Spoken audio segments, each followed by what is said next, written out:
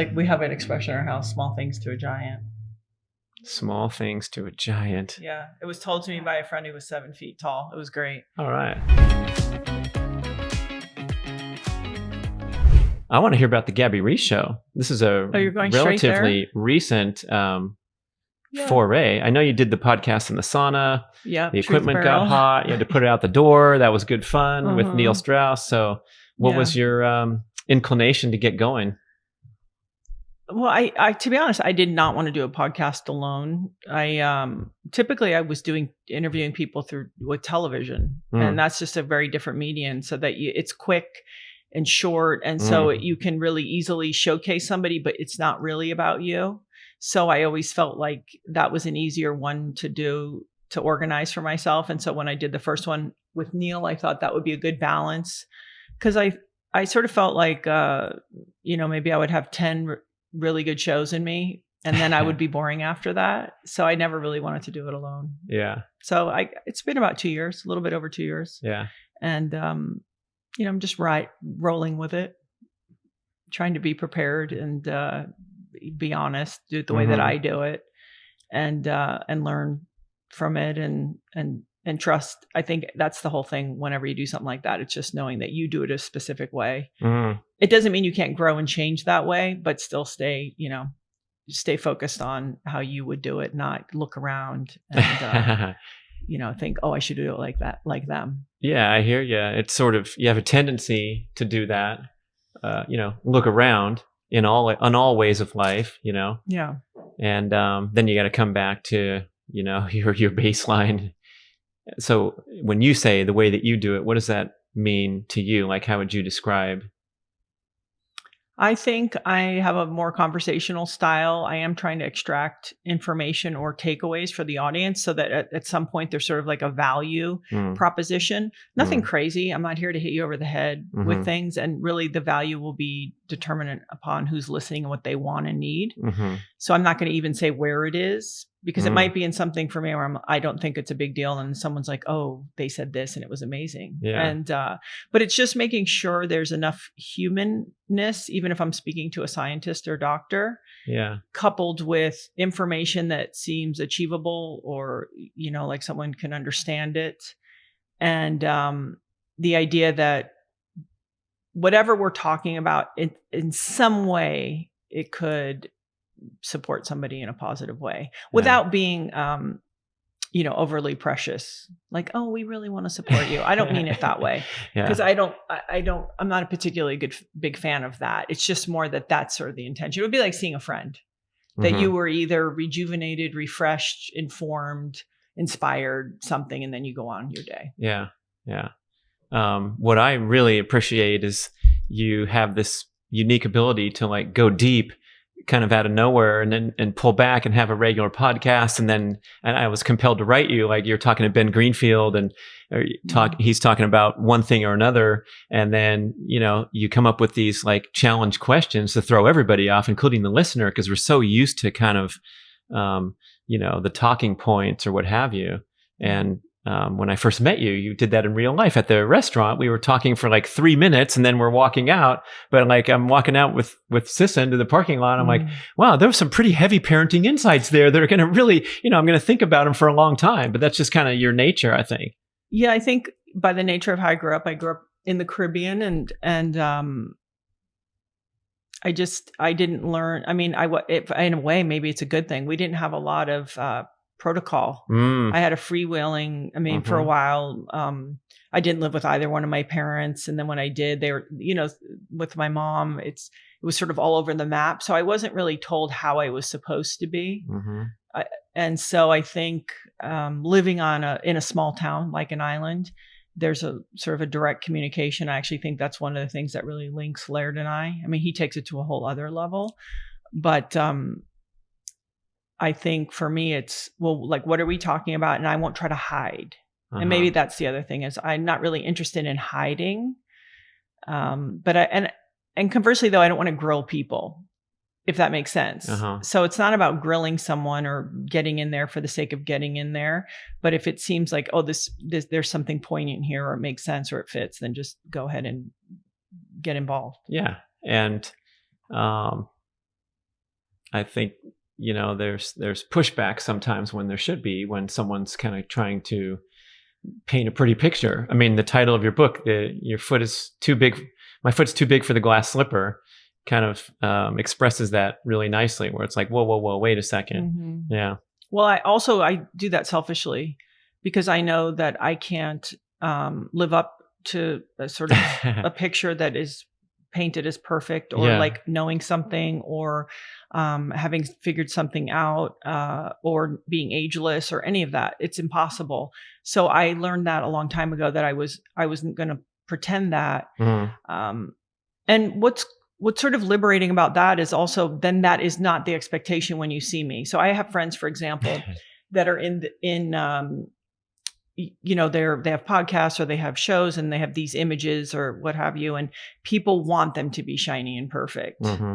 And like all of that, people are not coming to me for that, clearly. And so You've already set them up to. Well, and I don't have to pretend, right? Yeah. To know, or to throw a party with all the perfect everything with my hair and makeup perfect. Like I'd rather be learning or training or getting down to brass tacks. And sort of maybe I have a certain amount of experience that I can share that maybe seems like I know certain things, but that's the only way I really wanted to get couched, not as like I know.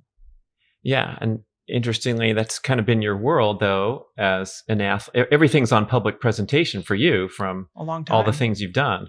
Yeah, right. So you're like 30, you're almost 35 years. You're resisting it successfully, because otherwise you get sucked in tomorrow at the next photo shoot or whatever public event. Yeah. Well, and I always say that I'm not thoughtful or shrewd about it or calculated. Mm-hmm. So even within sort of say residing to like, hey, I'm not going to upkeep that. That was also a very sort of calculated decision. Mm-hmm. Maybe for this idea of, could I be around a really long time if I do have the right strategy and I'm playing by the right rules for me? Yeah. And I think that that's maybe the route I chose. And having said that, sometimes that route is, harder for different reasons, or you're never going to get sort of at a certain level of status and noise. But what you might be able to do is kind of go along and have professional choices and opportunities, but just at a different pace and scale.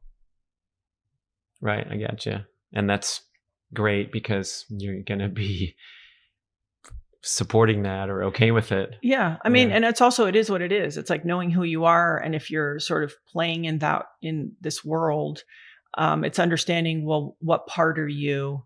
And, I just would never be good at certain people can really, go big. Yeah. Uh-huh. And that takes an unusual amount of effort. And I just don't know that I have the interest for that. Right. Yeah. So you talked about your communication style with Laird, and you've done numerous shows with him. So all the listeners can eavesdrop and see this very real conversation. I think it has a lot of value because I think even with, intimate relationship dynamics, a lot of times there's smoke screens and there's programming that comes out. So it's not real and authentic. It's theatrical. Mm-hmm. And so you guys seem to have developed a skill to get past that. And, do you mean amongst the people, or if we're presenting it in these sort of conversations, or both? It seems like you guys are just talking and I'm happen to be in the other room listening. And then I move closer so I can hear everything. Instead of a manufactured hi, it's Couples Talk podcast. This is episode 14 with Laird and Gabby. Yeah. It's more like, hey, it's an open door to, relationship dynamics. I think even within that, there is a little bit of experience in knowing how to reveal everything and protect maybe a few of the sacred spots, if you will. I mean, you said it during the shows too.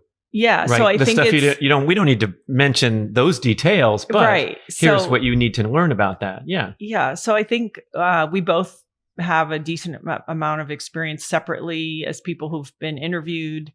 And then together, we've been together for quite a while, that we have a knack at this point for going for it and just having these conversations, because then what happens, I think, is if you do that long enough, you trust that. And you also know that you can't worry about what you sound like, because that takes away from what you're really thinking and feeling. And all you can do is share your feelings or your truth or your experience, especially when you talk about a nuanced and very personal thing like a relationship. Yeah. And however people take it or value that they get from it, that'll sort of be up to them. Yeah. And it also seems like I would assume there's like a seamless transition back into real life, because the interview was so authentic. You're not going to like push pause and then say, "Hey, why did you say that? My feelings were hurt," because you might say it on the during I would the thing. say it then for sure, because it would be Laird hurting probably my feelings. I don't know that I would hurt his feeling. I'm kidding, but also I'm very careful, especially if he's generous enough to come onto the podcast. Right. Yeah, and I sort of feel protective and listen, I'm with somebody that the notion is it's sort of understood that we the hope is that we will honor each other, and I say that like really lightly. But it's sort of like the silent demand both ways is like, hopefully you think it's important to honor me. Right. Because, and conversely. Yeah. So it's an interesting, we've said this many times that we're both sort of in certain ways so too mean to fight. And that could be a pull quote for you're too mean to fight. Yeah, you just can't afford it, right? And so he calls it like the Cold War, like we're just doing this. We've done this for 27 years. Yeah. Because really, I think it's my reverence for Laird, and I picked that word probably carefully, that is sort of helps me stay in my better self. And he's not enforcing anything on his side. He's not saying, "Hey, you better not talk to me or do that or whatever," but it's really understood. And I don't need to poke the bear to know that the bear is capable. And so I think that that has been actually a natural sort of guardrail for our relationship, is that both of us are pretty tough in a certain way, that the other's like, "Oh, I don't need to deal with that. I'll just be my best self. I'll be nicer and I'll be of service to the dynamic." And also you get inspired. If I look at this person who I live with, I know is really showing up for the girls and just trying, it inspires me to say like, "Oh, well, what could I do better also?" So let me be clear. It's both. It's like this weird mix and match of being inspired and just a little like, "Oh, I don't want to deal with them because they're so gnarly." It's a lovely blend of both of those. And I think that's how, when we joke about humans, like, sticks and carrots, it's like, I actually kind of think that most of us are not really too far away from that. And I would put myself in that pile of like, I say this about training. It isn't that I want to train all the time. It's I understand the importance of it. So I just create an environment for myself to be successful. I'm not better. I'm not like, yay. So it's the same with the relationship. I'm not better at it than someone else. I'm in a partnership that helps me be successful. That's a secret to a lot of things, but I like the fitness analogy, because you got to set yourself up with whatever it is. An appointment with the trainer in the most basic example. Yeah, your friends are coming over. They're going to be here at 8:30. So you better have the thing written and ready to roll. And because I could get lost in, 40 other emails or whatever. So I think that's always felt really important for people to remember. It's being honest with yourself, knowing where you could really fall off, and saying, what system do I put in place so I can be successful? And that's all it is. It isn't, "Oh, well, it's easy for her." It's not easy for me. Yeah. And actually, and this, the longer you do something, sometimes you're like, seriously, I'm still doing this. It's not like, this has been a long time for me. And so, and I see it in Laird too. Like sometimes he's like, "I'm just not inspired to bang iron." I go, I get it. Well, if you transcend that I think is the ideal, where I talk about my morning exercise routine. I love it. It's a centerpiece of my life. It's been all these wonderful benefits. Am I motivated and really excited to jump in every day? I don't even ask the question, because the question doesn't matter. It's just a habit, but it's hard to get there because there's so many stumbling blocks along the way, Yeah, or if you're beat up or you're tired, like that is part of the deal too, is all these repetitive motions. At some point you're beat up and you're just like, oh, and it's also a management and work sort of proposition. You're like, I'm managing my body. I'm working hard. I'm trying to add things. I'm trying to learn new things so I can keep improving. And, I have this hurts or that hurts and things like that. So I think it's like this constant dance. That's why I sort of enjoy, like, I have friends that are a little bit older, and none of their joints are beat up because they came to it late, right? Like they started at 40 and they're sort of doing this and that. And like I go, that's amazing. Yeah.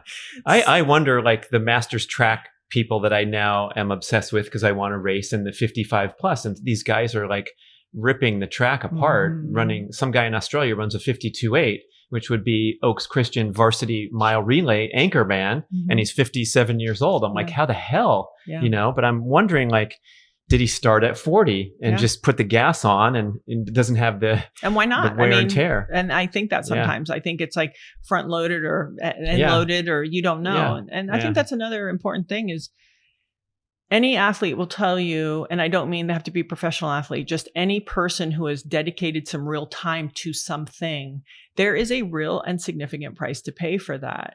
And, it's worth it.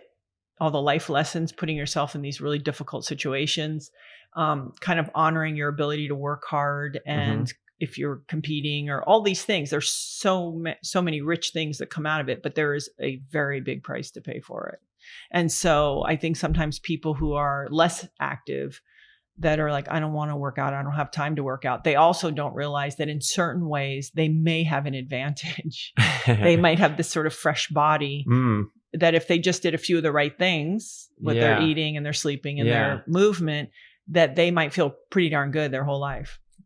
They could also double their strength in 6 weeks, whereby that's right. We are not capable of, we're going for 4% in a year or whatever. So we're trying not to lose the 1% and gain like 2% or 3%, right? Yeah. So I think it's, you can look at things a million ways. What other prices do you feel like? I know we have the artificial joints as a price, and maybe that extra hour of every day that you could have done more social media scrolling. But like, what other things do you feel like? Sometimes maybe I could see Laird does not suffer from this, because I always say Laird is really an artist who expresses, one of the ways he expresses himself is physically. So he has a really flexible psychology in a certain way more. I think for me, I fight that sports could have also added in sort of this framework for just always pushing into things and driving into things. And you really can't do that as well in relationships or with so many things in life. And I have to fight the urge, because maybe in some ways it's safer. Right. It's calculated. It's like, okay, well, we've got to get this done. And here's a checklist. And I already have that tendency in my personality. So you're drawn to athletics, and now you have to tone it down in all the other areas. Way down. So I think that marriage and children have been really a great classroom for me. You can't win your parenting competition, right? No. And you can't expect your kids to lean into things the way you do. Like, well, we're all doing, it's like, no, they're not all doing that. And so this is where I like it when Gabby pushes back on people that profess otherwise. I love it. Yeah. And I've learned this, and I've said this, I am friendly with Byron Katie, and Katie's like, the hammer, you hammer down, hammer through, and it's gotten you very far, but now it's time to wash the windows. It's like, so when they talk about tools and needing new tools, I think my children are the windows. It's like, and my relationship with Laird, it's like, this is a complex and fragile and strong relationship that, and you're inspired by the love that you feel for them. It's natural to go, wow, this is really uncomfortable. And I'll take a look at that. And I think, so for me, that sort of, let's say the last 20 years has really been an opportunity for me to kind of observe some of those patterns and see if I can, resist in the moments, kind of the default. Yeah. So, I mean, when we're talking about relationships, we're trying to hit the most important topics of value and learning. And so you've talked plenty about that. I'm also wondering, like, of course, there's fantastic great times and highlights and popcorn and bubble gum and candy corn. And is there also sort of a medium where things are just maybe mundane and it's okay? And so you're hitting some challenges, you're hitting the high points, and then you also have like the sea is flat today in Malibu. We drove by, there's no waves, just to report if anyone's interested. And so is that something that, do you have an appreciation for that? Or are you looking for, I think some relationships are looking for something different. Oh, we fight on purpose, then we have makeup sex and this kind of thing. Oof. I don't have the wattage for that. Laird might.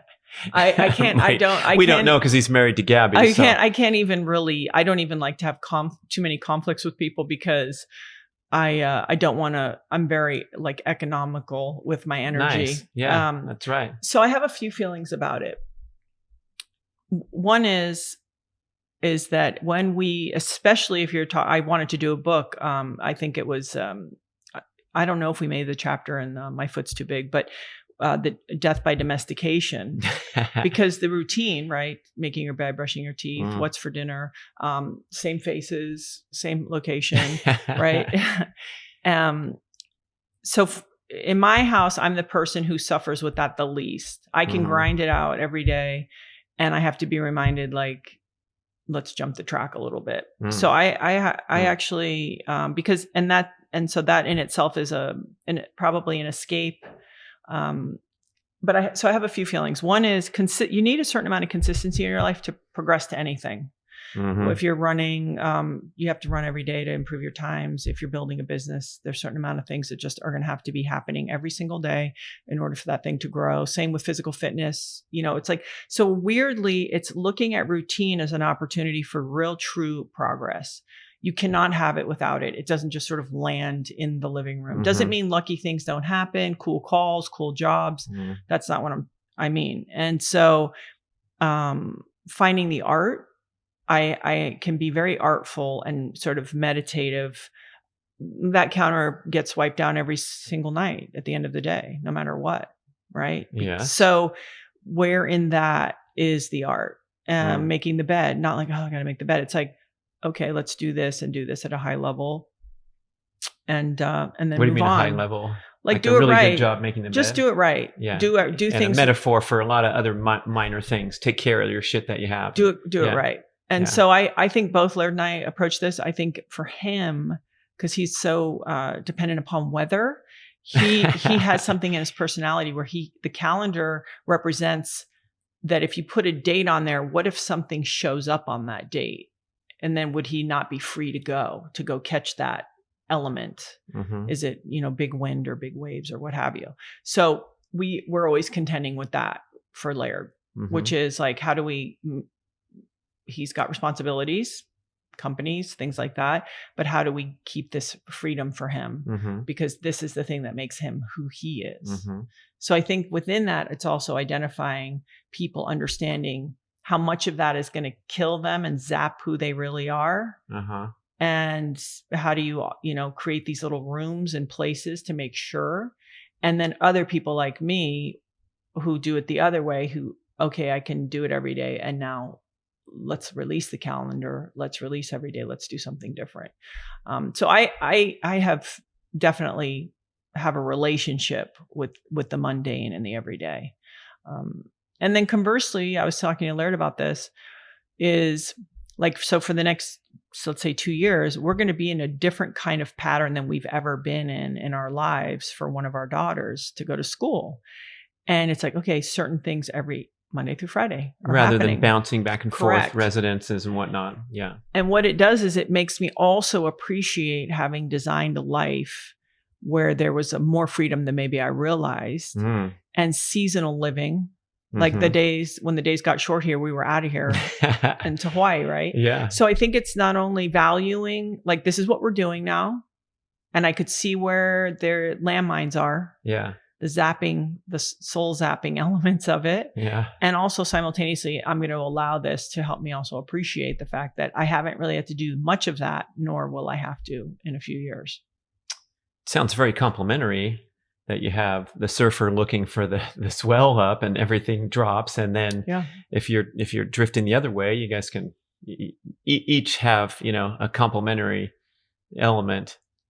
Yeah. Absolutely. I think, that's one of the dynamics that we can help each other.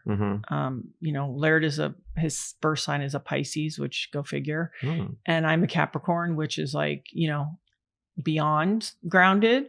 It's to a fault probably. Okay. And so we help each other kind of move around out of those more natural tendencies. And so with both of those contributions at play, what experience do your kids get? Is it like they get to choose which one they're lined up with more or something? Oh, I'm sure they do, actually. Yeah. Of course, all kids line up with whoever they're, at different days. Who can I convince? They're interesting. My youngest daughter and I are born 5 days apart. We have a lot of similarities. It's really, I can see how obnoxious I was when I was younger. And there's a certain kind of relentless that it's like, are you serious? And I understand it though. And then my middle daughter has an interesting blend, I think, of the two of us, but she kind of, I think, leans towards Laird's way of being creative and sort of, well, what's the experience? The younger one and I are like, what's the checklist? And let's get the checks on the list. Not, well, when you read that, what'd you learn? It's like, whatever, I read it, and until we find things, of course, that we like, Sure. Yeah. So I think it's that. And then the oldest sort of she's my stepdaughter, and I see her having a nice combination of her parents as well. Do you think that's innate largely? Yeah. Right. I think we can screw our kids up. A bit, but I think we probably have a lot less control. So if they're like doing really well, let's say, I wouldn't be so quick to be like, I think you would just say thank you at that point. Yeah. When my son was in this huge basketball journey in high school, and the kids were really good. They were 27-5. They went to state, this tiny little school from Northern California. And it was great energy, right? Yeah. And the parents were deeply involved in the success of the team and playing out all the things that we hear about. And I would notice my son would score a basket and people in the stands would look at me in acknowledgement, like, I didn't score, guys. Yeah. In fact, I got cut from my high school team. So what are you looking at me for? Yeah. But I think that's really important. Yeah. And I'm wondering, it's a common it's one of your favorite topics, it appears to be, the parenting thing. And now we have this characterization of culture of the helicopter parents has now transitioned to the lawnmower parent. The helicopter was flying over. Right. The snowplow parent. Now it's the snowplow parent. So how do you navigate that if you acknowledge some of these cultural trends? Well, I always tell people just really trust themselves, the parents. The parent, yeah. And each kid is different. So know that kid. Like the way I parent, if they think I parent my second kid the way I parent my third, it's absolutely not true. And if my kids go, that's not fair, I'm like, okay, well, don't be ridiculous, because where I pull back on one, I give more freedom to another. Yeah. And then on that same one, I might be easier on, because she has certain things handled, and the other one I might be leaning on. So it's like, I'm like, do you guys want everything exactly the same? Because that's not realistic. No one's going to like that. Yeah. Right. So I think it's, I always tell parents, like, especially when they have new babies, I go, listen, everyone's going to have an opinion, and just make sure that you trust yourself to the best of your ability. And if you need help, ask for it. Like, there's nothing wrong with saying, I'm really feeling buried. Especially when they're older, when they're teenagers, when they go through really rough times. Sometimes asking for help is really more than okay. And not feeling bad or guilty or ashamed. And I talk a lot about disappointment in parenting, because I think people are afraid to say first sometimes when they're going through a hard time with a kid, or a kid's going through, let's say, the family dynamic, something's going on, right? Because it's not one person's fault. To say, wow, I feel really disappointed. I didn't know it was going to go this way. And then... You mean say it to yourself? Or somebody, or like one friend that knows that you're not like, hey, like this, I'm disappointed in the kid. Just, I'm feeling disappointment as a parent. Because I think that can kind of kick your ass in a way that you don't really realize. And if you don't offload it and at least look at it and be like, oh, okay, and then get on with it, I think it's hard, because we don't understand what it's going to be until we're there. And we have so many weird expectations and dreamy, weird things from movies and like, I'll get it better than my parents did and all whatever the things we do. And plus a baby is like unlimited hope, right? Like they hand you a baby and you're like, they can be everything. Even president. Yeah. Yes. And so I think just being able to have those moments and be like, oh, wow, I feel disappointed. Yeah. And then the other thing too is not to think I'm going to drop my kid off at the therapist and they'll fix the kid. It's like, no, we all have to get our asses in there and like find out what the dynamics are. And everybody needs to sort of take care of their side of it. But I think parenting is a moving target. I think it's impossible. And I've said this before, it's a job that you're meant to show up every day and you'll never get it right. And your job the next day is to show up. And I think that is the job. Clean up the mess from the previous day and then get going. And just keep going. And if you have to apologize or you have to take ownership of something. But for me, I think the best we could do is keep listening to our instincts, be a good example of what you think is important, whatever that is to you and your partner. I'm not here to tell you what that is. And then try your best to listen to your kid and not fix everything. That was very hard for me, you can imagine. So I think sometimes just listening and being like, and now that my girls are older, I'll ask permission to ask questions, for example. Even the youngest one, she'll be sharing something. And if she's sharing, I don't say anything because they're talking. Yeah. And then sometimes I'll say, can I ask a question or can I make a comment? And she'll tell me directly yes or no. Yeah. Yeah. So that has been helpful, but parenting is such an interesting. Laird always says it's for us to grow up. He's like, that's what they call it, parenting. He goes, I don't call it kidding. He's like, they will grow up. It's really maybe another chance for us. Yeah. To keep developing. What if the kid's not talking? With the advice to be listening, it's profound. I love that. And then if your kid ain't saying something, then you're inclined to try to solve problems or give advice, I guess. Well, yeah, it's very unsettling when they're not talking. Yeah. That's usually a bigger sign to be alarmed. Or, I think we have to remember what it was like, that you need more privacy. You want time on, with talking with your friends. You're going through a very big shift. And maybe the last people you really want to talk to are your parents because you love them so much, but you're also trying to break away. Maybe you're having experiences or feelings that you think they will be disapproving of, and you don't want them to be disapproving. And so I think it's a combination, right? Like checking on them, making sure they look like they're okay. Knowing when to get in there. I had a thing with one of my daughters I didn't know. And I probably should have gotten in there sooner. Yeah. And then she came in and sort of dropped a bomb on us. And I was like, oh, okay. You're trying to give her space, whatever, not solve all her problems. And I would say I gave too much. Yeah. I think that's what you're talking about when we're never going to get it right. And then we're sitting here with regret. Because I was here, by the way. Yeah. And I was here every night. And I don't drink alcohol. So I was here and sober. So I was like all these things that I thought spirit. I would pay attention, and I would know. And I could say that, I blow it all the time for sure. In an effort to be like, oh, that seems like natural space that maybe I should have injected myself in and been hey. Yeah. Yeah. I feel that for sure. Yeah. Why don't you drink alcohol? Someone asked me that a month ago and I'm like, I don't know. Well, I grew up, I always find it interesting and have no trip with alcohol. If people want to drink, it's not a problem. But I always find it interesting that it's weird if you don't drink alcohol, that somehow drinking is like more of like the norm. Yeah. Well, I grew up in the Caribbean. Everyone was like a raging alcoholic. Oh. And I was like, I used to watch the story and be like, I don't know if that ends well. Then I married Laird. So for the first 12 years of our marriage, Laird was a very high functioning alcoholic. And so it just wasn't my thing.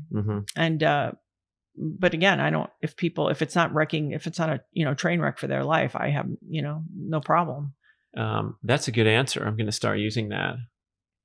It's just why is it the norm to drink? Like, or just I think with people is you don't want them to feel like they've attacked you, because I don't think they mean it that way. It was just I think you just say like it just never became wasn't part of my adult life. Yeah, I like kombucha tastes better than wine or alcohol. Yeah, I mean it's ethanol, and when people can say, "Oh, I love the taste," it's like, no, you want to get the edge off. I get it. I'd like to get the edge off too. Yeah. So I totally get. It's like I understand like giggling and laughing, or if you have social anxiety or inhibitions or a freaking stressful job or whatever, makes a lot of sense. Mm-hmm. Mm-hmm. So with the parenting in the modern age, do you feel like do you have a strategy to cope with this overpressurized experience that I see the kids getting? I don't. I really don't. I have no strategy for electronics. Mm-hmm. And I mean, I suck at it. I'll be honest. So again, it goes back. You make threats, empty threats. No, I don't even bother anymore, because I know it's just like, I mean, Laird will be the one. He would take, my youngest daughter's phone away. It's interesting. My older two are not even really by choice on social media. Mm-hmm. And I sort of halfway joke. Like they're not looking at your posts. It's kind of weird. Like, your own kids aren't even. No, it's great, but they wouldn't be looking at my posts anyway. I think though with my youngest, and I joke about it, that her group is the experiment. Mm. I'm like, oh, my kid is part of the experiment. So it's going to be really interesting to see the emotionality, how the brain's hardwired, everything, because she is different than her sister, who is 4 years older. Uh-huh. And it's technology. She's a different type of person on top of it, but I can see kind of the differences and the influence on her. So my hope is that we are always having conversations about it. And I told her, listen, I'm not going to try to control you, because it's ridiculous. I'm trying to teach you to manage yourself, because you're not with me every second. Yeah. I mean, she's in 10th grade. Yeah. But that conversely, I've heard, which I really appreciate, it'd be like giving a kid cocaine and just being like, well, you got to work it out. So there's always that. Yeah. That you have to look at yourself and be like, no, none of us can control it. So we actually have to force them to control it. Especially when their brain's not fully developed. Yeah. Right. And that's at 25, by the way. Yeah. Yeah. So, and then when they leave for college and whatever, what are we doing to do that? Yeah. Or if they don't go to college, if they go into the work world, whatever. Yeah. So I think it's such an interesting thing where we know already what it does and how bad it is. Mm-hmm. And yet, what can we do about it? Same with, in my view, the sporting experience is so accelerated now that high school is like college and college is like pro, literally. And thankfully, college is like pro, so the athletes can make money and all that and transfer. But, when my son was playing basketball and he was a little kid and he was good and he loved it and you could tell he just, he wanted more. And so I said, okay, well, we're going to go immerse into this highly competitive, highly pressurized basketball track. Yeah. Because if you don't, I could see that if you just shoot baskets at the park, I mean, the AAU coach looked both of us in the eye, says, you're not going to play much in high school if you make so many turnovers. Like, he was just so blunt about it. And you have to play against this high level because other kids are. And it seems crazy now. But then we have the quarterback coming in and starting as a freshman and leading the team to the national championship and getting drafted. Everything's sped up. And so like an individual kid who might like to go shoot baskets in the park and catch a few waves and then come back and read a book, like you're sort of like pushing them aside. And there's only a few spots. If you get a B in high school, you're not getting accepted to Berkeley, UCLA, or certain other schools. And so, like, how do you navigate that with a kid? It's a little heartbreaking and a rough go here. Well, they feel lopsided, right? I think, listen, I tell my kids this. My middle daughter actually just came back from Spain from a tennis academy, and my youngest daughter, I basically have to negotiate with. She's very athletic. She's 6'1", to play sports. Uh-huh. So, because she's like me, what's the purpose? Well, that's not like you. Well, no, not the sport part, but for her, it's I see. You know, but she's highly competitive. Like, I knew all I had to do was try to get her in the environment. And then all of a sudden she was like, I hate losing. I was like, oh, really? And then it's like, I need more practice. Oh, really? But this is tennis player or the? Yeah, both of them. Oh. But my thing is this. I always say to my girls, I'm not your coach. I'm your mom. So I'm here to talk to you about life and communication and taking care of yourself. And I'm not your coach. That's the coach's job. And I know from coming from sports that if you don't actually really love it, like really love it, it's a complete waste of time in the end, once you get especially out of high school. I think high school, it's kind of excellent because you learn all these valuable lessons. You learn to work together as a team. You learn to take criticism. You learn to, strive for goals. You learn to lose and be embarrassed. You learn to win. You learn to do all these things. Yeah. So really, you learn your ranking. No, exactly. And you learn like, I'm good at certain things. I'm not so good at certain things. Yeah. So I think for me, once you're past high school, the lessons that you really get from sport, they're done already. I mean, you got it. You don't need to go into college. You might be able to deal with more pressure. Yeah. Right. You might get sophisticated in your training and your performance. But as far as like your human being lessons, I think you get them just by competing in high school. Okay. So for me as a parent, because that's my job, I'm not a coach in this way. I'm sort of saying, hey, do you know who you are? Do you know what you like? Do you know what you want to? Because it's all going to be hard work.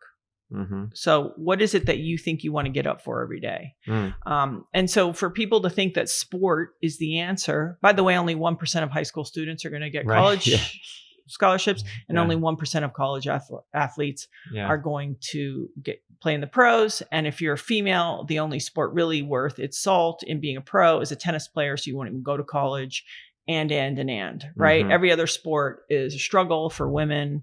I mean, okay, a little soccer, maybe a little golf. Okay. But let's just talk about the infrastructure of professional women's sport. It's not great. Yeah. Okay. So men, it's different, but it's also way more competitive. That's the other thing. Way easier on the women's side, just less people doing it, period. Sure. So I think when I see it, I'm like, oh, we're missing the point. And also we're not giving these guys and girls life skills, because even if you were number one, Super Bowl champ, NBA champ, whatever champ you want to be, World Cup, great. At some point, you're going to be like 35. And now you have a whole other life to live. So what's interesting for me is I look at it and I go, now does that first sort of 25 years now torture you for the rest of your life? Does it do an enhancement all the way through? Because most people won't make enough money to survive forever. So it's not even that. If we look at all the dimensions. So financial. Even them, they're probably tortured even more so because they're sitting on $50 million because they pitched a couple of years. Right. They're really potentially more screwed up than someone who has to go hit the books. At least go to work. Yeah, right. So if we look at it from all the dynamics, the human dynamic, purpose dynamic, having been, quote, great or well-known and now not. Yeah. Having been highly physical and now maybe you're hurting. It's like there's so many things that I go, listen, the answer isn't being a great athlete. It just isn't. Now, if you can learn the things from sport and you do things because you really love it, and then you have the ability to also parlay and move on in your life and not be so stuck to that identity. If you really can do that. And somehow you've had enough time to invest in real relationships so that your real life isn't collateral damage, then maybe. So I don't think people really understand, because a lot of these parents of these kids, they didn't do it. So they don't really understand. Or let's look at the other side. This is a kid's way out. So if you look at it like that, it's like, yep. 1% times 1%. If that was their way out, you know what? It's a great thing. Yeah. I mean, I only went to college because I played sports. I would have never been able to afford to go. But I'm talking about kids who come from a really heavy place and they have a gift and they got in the right situation and it got them out. Can they stay out and can they go on? Then it's a great thing. Yeah. But it's so complicated and nobody ever talks about the whole story. And the cost and the price. There you go with your price again. Yeah. And the price that you have to pay to adjust back into normal, spitting out of the atmosphere back into earth. Yeah. And contributing and also dealing with people. If you were let's say take the extreme, a well-known athlete, And then all of a sudden it's like, so like, what are you doing now? Or like, do you ever throw the ball around or whatever? I mean, people can stay like, if you can just understand what that is and deal with that for then the next 40 years, then you can handle it. But I think people don't realize like you have to be, there's a lot to handle after the sport as well. And can you? Yeah. I don't see too many shining examples of that because we worship the athletes so much to such extreme now that even these, 4-star and 5-star players, like who the hell put stars on these kids and where are they going to go when they have 50,000 followers in 10th grade? The 10th grade quarterback got $7 million, the guy in Southern Cal, to sign with Tennessee before his 11th grade season started. So like, okay, he's there now. Yeah. Where are you going up? When you're going to win the Super Bowl? It's just crazy. And the chances are, unless you're really very focused, like you're a person like Tiger Woods or Michael Jordan, where winning is so important that actually it wasn't like now that you're famous and really wealthy that you got soft. There are certain people that it's like, no, they are grinding it out. That's who they are. Yeah. There's very few of them. Yeah. It'd be interesting to see because will everybody be able to reach their full potential? Because usually after college, then the incentive was to get the money in the pros. Mm-hmm. But if now they're getting the money, which I understand is reasonable, right? You're making the university millions of dollars. Maybe you can, if God forbid you get hurt, like whatever thing happens. But it is an interesting thing because will you have the crazy drive at 20 years old if you've already made $7 million, which you think is money forever? Right. If you get it early. So it's everything has its pros and cons. And, my thing is like, how do we look out for the athletes and help them develop as people so they can really, navigate all of this? And it's usually probably pretty hard to do. But it's trying to get people to realize, we're not what we do, even when it's great. Even when it's great, you still have to find the space to not fully bite that hook because they're going to pull the hook out one day and give it to someone who's younger and faster and stronger. And it doesn't make you less great. That's the whole thing is the value. Where do we get the value from? Yeah. The value from our humanity, from being important to people that really love us, to somebody who's like maybe a good member of their community. It's like, it's so unsexy and not shiny, but how do we get them to simultaneously reinforce those things so that when they do kind of come out of this process, they can stand. And a lot of them have tools to do a lot because they can hyper-focus and they can be uncomfortable and they can do a lot of things, but they just have to find then something else. It'd be nice if the coaches realize the importance of this, because I think even in the midst of your competitive peak, if you were more balanced and well-adjusted, you would have a better, disposition for competition. Yeah. But instead we romanticize Michael Jordan, who, couldn't get enough competition and wanted to kill you in checkers. And oh, isn't that amazing? But, for most people, if they had I was trying to always keep myself in balance when I was a triathlete because I didn't want to get too down on myself when I got my ass kicked and bring down my entire, mentality, nor do you want to think you're the hottest shit on the planet if you win a competition. And so when you get that level perspective where you're focused on the process, that's when I felt I was at my best because I wasn't afraid to lose. I wasn't afraid to win. I was just like, all right, let's go. But I think it's hard because everyone's motivated differently by different things. And for example, if you're a coach and especially college coach, there are so many moving pieces and you have no time and there's a great deal of pressure. Never mind also professional coach. I would almost think that somehow maybe there's more pressure on the college coaches. I don't know why I say that. I just feel that way, especially like football. And my son was saying when one of the coaches got fired in the NFL and he's like, so what? He's going to be on some other team in 2 weeks making $4 million still. It just feels different the way they do it in college. Yeah. But anyway, to get them to go, oh, and by the way, you got 53 guys and 94 with practice squad. Can we get them well developed? I think that's a hard thing to do. And culturally, no one's going to stop celebrating champions. Yeah. It's just the way it is. So I think it's the friends and the parents conversation to just remind people, this is something I get a lot of young athletes sometimes here, and maybe guys that played college football, for example, and the knees hurt, not going to go play in the NFL. That was the plan, not going to do it. Right. And I'm like, listen, the reality is like, you're a loaded gun. You just have to figure out your next target. And I think that's true of athletes or people who could do music or they were in theater or whatever. It's like, hey, you're a loaded gun. You know how to load the chamber. Where do you want to do next? And sort of find the way to let go of the other stuff. It's hard to do. Yeah. I mean, but we don't have a choice. Nothing may top that day that you won the Olympic gold ever, even if you run a successful business and do the startup or rise to the corporate height or become a respected dad in the community. It's not going to top it in certain respects unless you, convince yourself that this is what life's all about. And this is just as rich and rewarding as, when you won the gold. I think when people talk about like, never compare yourself to yourself, like to your old self or another part of yourself. And that expression of like, don't be sad it's over, just be really glad that it ever happened. Right. And I think sometimes seeing these things and being like, that is amazing that I got to experience that at that level. Yeah. It's amazing. Yeah. Because it's a miracle. Yeah. I get first round draft guys here. I had a kid come for the Saints, right? He came from Ohio State to train with a guy named Michael Thomas, who's plays with the Saints. Michael's very talented. And the kid's like, oh, first round. And I go, oh, so you're in the miracle. You're in the second miracle. Because the fact that you played at Ohio State was the first miracle. The fact that you are the first round draft pick to go into the NFL.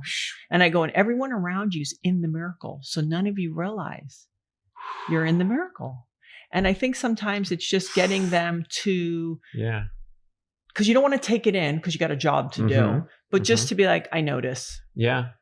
I notice, because at some point you will be doing something else and be like, that was amazing. I got to be in that miracle. Now I'm in a different miracle. Yeah. Or I was just reflecting, like when you hit your very best, all you think about is, I'm going to do one better next. And you don't realize, you never know when you're at your peak until you've fallen from your peak. And then you go, oh, maybe that was my peak. Yeah, I know. Right. But it sounds corny and it's very quiet, but I think greatness shows itself in so many ways, and if you want to be great every day, you can do that. And people may not be handing you wads of cash or medals, right? But the act, like let's say the vibration is great. Yeah. So if you want to help somebody, or you want to open the door for somebody, or like go out of your way just 'cause, I think that these are all things that if we can pay attention, they're all part of what makes us feel good. And so how do you get that in day-to-day life, being a former extreme-driven, solo-focused athlete? Do you need to have a little sprinkling of that in doing the underwater training and prevailing, or can it be from holding the door open, or a mix of all that? Yeah, it definitely has to be a mix. I think I have to do something every day that I'm not someone's mother, someone's wife, in business, a female. I'm just me, and I'm like doing something that's hard. So that really helps me. So pool training, before you got here, I stood up, biked up the mountain. Nice. And so this is a real mountain, people. It's no joke. It's not just going up to the general store. This is the extreme canyon of LA. Yeah, I love the bikers here. They take it so serious. But I think for me, just getting in touch with that spirit of myself, which is a little bit like FU and like a, kind of I would say has that athletic mentality where I'm not anything. I'm just me. Yeah. And so that is helpful. And then of course, I'm of service to my family, whether on the days I want to or not, I am of service. So I am, doing things for my family. And, and when I go out into the world, I do my very best, to be kind to people and, be helpful or take if there's an opportunity to do something or be nice. I always do that because it seems like, Laird and I joke about this. We can go to work or like show up for something or shoot or do something. And people are like, you guys are amazing. And I'm like, no, we're just acting the way you're supposed to. And when did that become? Oh, because you're polite to the... like you go on time, you introduce yourself, you say thank you, and you whatever. Yeah. And I think that in some ways we don't have that quite as much. Just a baseline, sort of like we're all going to agree to sort of act like this. And then from there you can go up and high or low a little bit. But I think we don't, because people are afraid. They're in their phones, they're uncomfortable, they're disconnected. They've just been wearing a mask for 2 years. They're all psyched out. I get it. I really get it. Yeah. And I know that part of that is probably by cultural design. And I think it's important if we, find the way to kind of override, things that have put us in a system that's more normal than to be like, hey, how's it going today? And so it's okay. I mean, I'm not pushing against it. Certainly it's just an observation of like, we have lost a baseline of like, hey, good morning, how's it going? Right. And that's okay. I joke that I use my size to bully people to be polite. I do. I go right in their space. And how does that work? I mean, because they don't know what the hell's happening. As a like what's an example? Just like being a 6'3" female, you're allowed to, because also it's like women are the eternal mother, right? And so in a way, we're allowed to move into spaces that a guy has to be more cool about. So I can move into a male space. I can move into another female space. I can just move in and just be like, hey, how are you today? Or good morning, how are you? And I pressure them to actually have to connect with me. And what's fascinating is a lot of people go, what? Because nobody's asked them.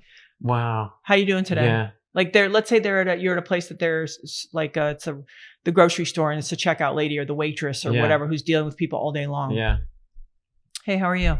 Yeah. What? I'm like, how are you? Yeah. So I do that for myself because that's the world I would like to live in. And I think most of us are more like that than not. We just don't realize it. Yeah, it's like buried, Well, we've been taught to be scared, and especially lately, and now we're scared of each other, which is really, I don't think that's actually how people feel. And so I just go through my day like I'm not, and see what happens. You fake it till you make it if necessary, but go and be nice to everybody.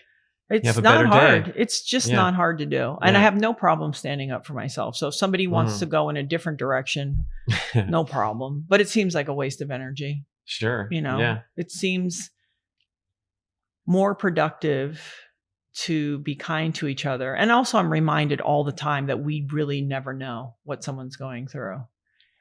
And so if we can enter into spaces, so when someone is maybe not reciprocating, instead of being like, I have to remind myself, like, you do not know what's going on in their life. So you got to let that roll. For sure. If they're driving really slowly in front of you or cutting you off going really fast. Yeah. You don't know. Have a nice day. Flip them off 5 times in a row with a waving hand. Yeah. Yeah. And I mean, all of this seems so fundamental, but I feel like it's like our food, our lifestyle. I feel like we all have the information and for some reason we're not really practicing it. Yeah. Too busy, I guess. Too distracted or something. Too distracted. Yeah. So your diet and fitness regimen over the years. With nutrition, one thing, and you probably go through this, doing this show. I love when like the same information, the same 3 things keep showing up. They all, like when people align with like, okay, your mitochondrial health. And what really showed up for me nutritionally over and over for women was that they don't eat enough protein and that fasting actually is not as good for us. And especially as we get older. So one, I was happy about that because if I fast with Laird, he's fine. And I'm out of my mind. Yeah. And so I have heard from Dr. Sims and just a few, Dr. Lyons, or Lyon, excuse me, that women, it's sort of 1 gram of protein per ideal body weight. And so that is something I do. I'm not a big snacker, so I just try to eat real food. I usually only eat until I'm full. It takes a lot for me to like really overeat. And like we say in our house, like high sourced animal protein and, plants and animals. It's nothing tricky. And I'm consistent. So, and if I want something, I eat it. But I don't want it that often, because I think when you're eating, that's the thing people don't realize. You don't have to give up anything. You just have to get out of all the weird cravings. And if you can get your gut straight, that's the other thing in nutrition for me that has shown up, as you know, probably 50 times on my podcast about the great importance of the health of your microbiome and its function, not only on your, physical health, but on your emotional health. I mean, it almost becomes disenchanting when you start to think, oh, my soul, my personality. And you're like, maybe it's really just my microbiome. Like it's not, this isn't really me, right? Like this is just some extension of how it's feeling. Cause they even talk about your ability to, dopamine or depression or things like that through your microbiome. So, those things certainly have showed up a lot in my conversation. So I'm mindful about just kind of seeing how all of it feels and how it's going. But yeah, nothing crazy. Well, that putting protein first is super important, I think, because it sets you up for success in so many ways. And speaking of the cravings and the depletion and the fasting, which I've been really reflecting on a lot lately, of whether someone who's healthy, active, athletic, and wants to perform and recover needs to add another stressor to their lives.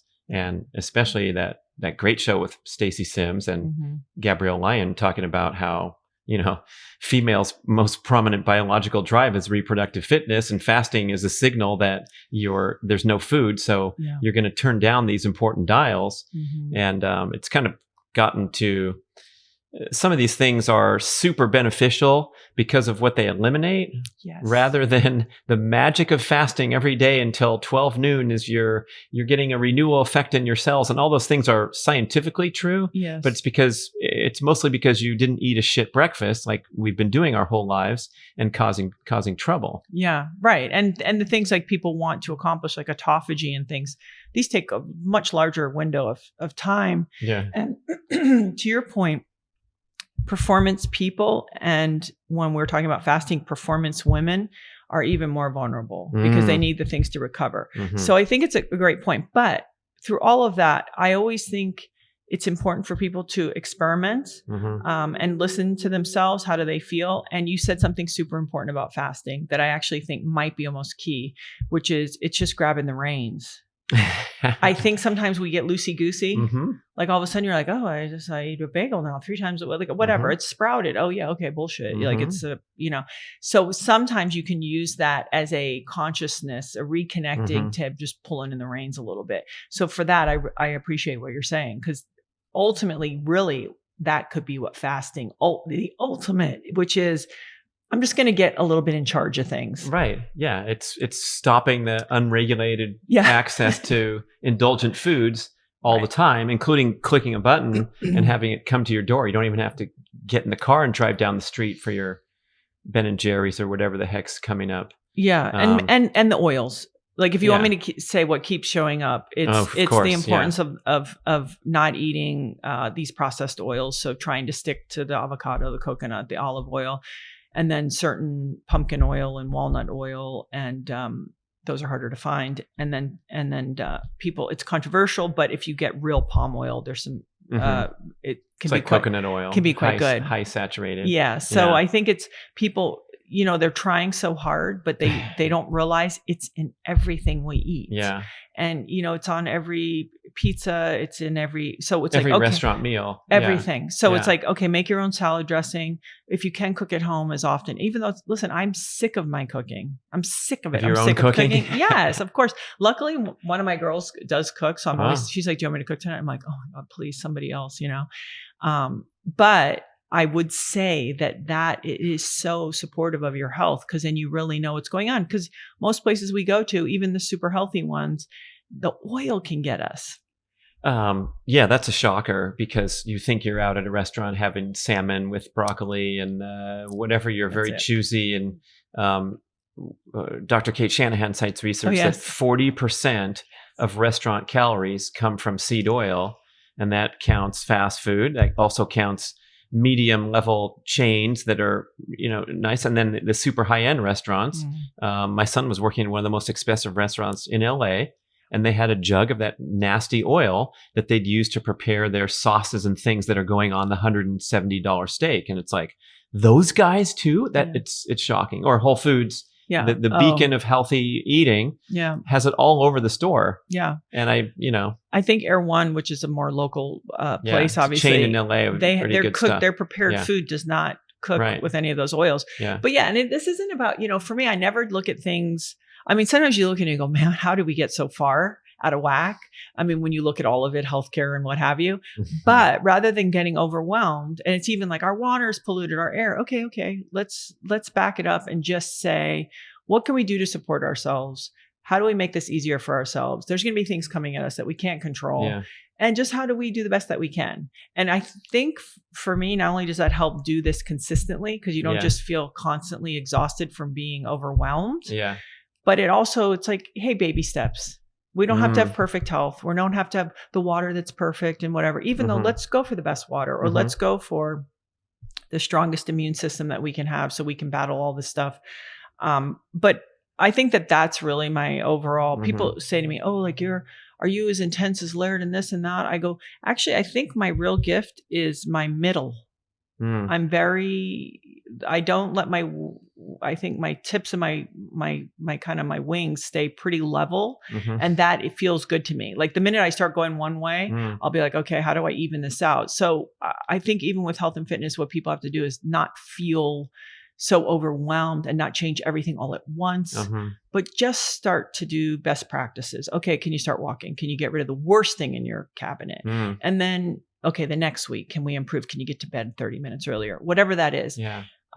Because that's how we make real, I think, long lasting change. And things are always going to be crazy in the world. Yeah. Humans are tough. They're resilient. They can handle a lot of shit thrown down the pipe. There's people living to 100 that smoke and have their cigar and their ice cream every night. But I also feel like as we're walking on this tightrope, and then I'll be visiting with friends, and one of them will say, well, look, hey, it's really everything in moderation. And I go, no, it's fucking not, because we're bombarded with such nasty health offenders in diet and everything else that you got to be kind of extreme just to be tiptoeing away from the vacuum that's going to suck you into, demise. Yeah. This is true. Now that we're, for example, listening to a show like this, if you're still listening this far, you're probably a very health conscious person and all that. Then you kind of, Bruce Lipton, biology belief, you know him? Yeah. He says, if you think about it and you're worried about that cell tower coming in near your apartment building, it's going to manifest on a cellular level. Your worries and thoughts and fears about it are going to cause the health destruction. I've challenged him on the other side. Like, if you don't think anything bothers you, sure, I'll have a cigar tonight. It's no problem. My lungs are going to fight it off. I don't know about that, but there's something to be said. Turning on that stress about your diet or missing your workout or any of that stuff. Whew. Yeah. And that's the perfect point, because the thing is that our body doesn't know what the stress is. It just knows that it's stress. Right. So I think it's really irrational fear about the new cell tower. Right. Yeah. I mean, we all have to stay realistic, but the whole thing of responding to what has not happened, which is one of the greatest accomplishments, if we can even hit that pocket a few times in the day, I think is really important, because we're always living in the past and the future, and it is so hard to just go like right here, right now, I'm okay. And that is that's something for all of us to, especially kids. I would think, like, that's one of my big goals, is just keep them, away from past and present, past and future ruminations, because there's just so much pressure on them. It seems like, Well, I feel also that we're doing them a disservice because in some ways we've softened up life so much, right? That their ability to handle stress, like sometimes my youngest daughter will be like, that's stressing me out. I go, this is stressing you out? Let me tell you. I walked to school in the Virgin Islands and had to swim a part of the route. Nature is still going to be nature. They're still going to have to go out into the world. And so are they all going to be like, I'm triggered, I'm traumatized, I'm stressed? It's like, oh my God, people. So no, it's So but having said all that, and I know we're going to wrap this up. I think it's really important to know to be optimistic that I think we're in a really weird transition in our world, because technology has especially since 2008, but let's say in the last 20 years, really transformed our world in a way that we certainly cannot handle. And so my hope is that we kind of, it shakes out a little bit. Hopefully my kid isn't destroyed forever from it, but and that we all keep all hands on deck. It's like we all keep trying our best, and we all, keep trying to show up and see how we can use it in our life. Or, it's a whole other thing, and beware. I don't know. Yeah. But again, I don't know. But my feeling is they might look at it. Maybe they'll look back in 20 years and go, look at those idiots. They were looking at social media and doing all this stuff. Like maybe they won't. That is a wonderful, positive dream for the future. I share that too, that, things go to the extreme, the pendulum swings. Yeah. Gabby Reece, people, going deep as usual. Thanks for coming over. We're going to find you on the Gabby Reece podcast, of course. And what else we got cooking? Where can we connect? Oh, I'm on social. She's hard to find, but if you look further, you'll find her somewhere. Yeah. Instagram and, on all those places. Da, da, da, da, da, da, da.